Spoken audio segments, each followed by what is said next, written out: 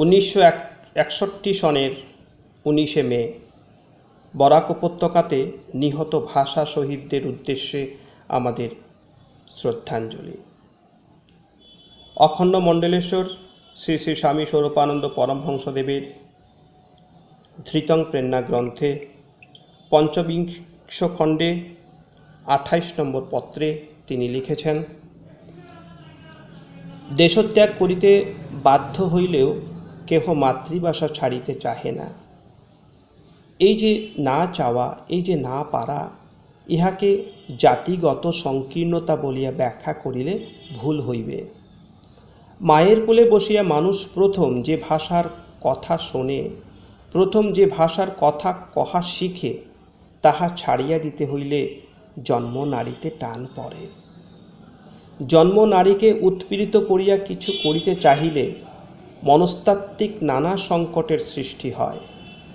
বিশেষ করিয়া তাহাদের পক্ষে ইহা এক মারাত্মক পরিস্থিতি, যাহাদের মাতৃভাষায় বস্তু আছে, উৎকর্ষ আছে, অত্যুচ্চ চিন্তারাজির লীলাক্ষেত্র আছে। বাংলা ভাষা কেবল বাঙালিরই গৌরব নহে, ইহা ভারতেরই গৌরব। বাংলা ভাষা নিখিল ভারতের গৌরব বলিয়াই ভারতের দুইটি জাতীয় সঙ্গীতের রচয়িতা, দুই বাঙালি সাহিত্যিক, ঋষি বঙ্কিমচন্দ্র চট্টোপাধ্যায় ও ঋষি রবীন্দ্রনাথ ঠাকুর।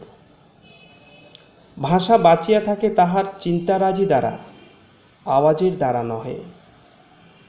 উচ্চ চিন্তা নাই বলিয়া গত কয়েক শত বছরের মধ্যে পৃথিবীর নানা স্থানে নানা সমাজের মধ্যে প্রচলিত কত দীর্ঘায়ু ভাষা দেখিতে না দেখিতে অপ্রচলিত হইয়া যাইতেছে।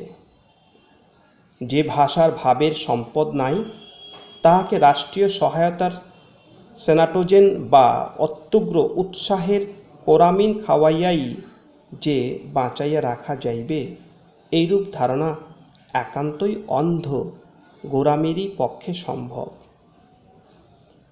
বেনারসে প্রায় 30-40 বছর যাবৎ একখানা বাংলা মাসিক চলিতেছে, উত্তরা।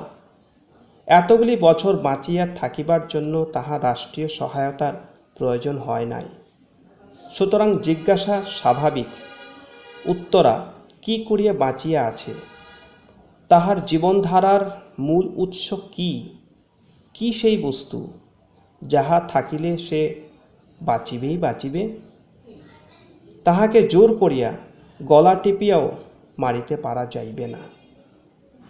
অবাঙালির দেশ উত্তরপ্রদেশে বসিয়া প্রতিধ্বনি কি করিয়া মাসে 20,000 করিয়া ছাপানো সম্ভব হয়? ইহাও প্রশ্ন হইতে পারে। এই প্রশ্নের একমাত্র উত্তর এই যে, ভাব ভাষাকে জাগাইয়া জিয়াইয়া রাখে, জোর জবরদস্তি বা গুন্ডাবাজি নহে। জয়।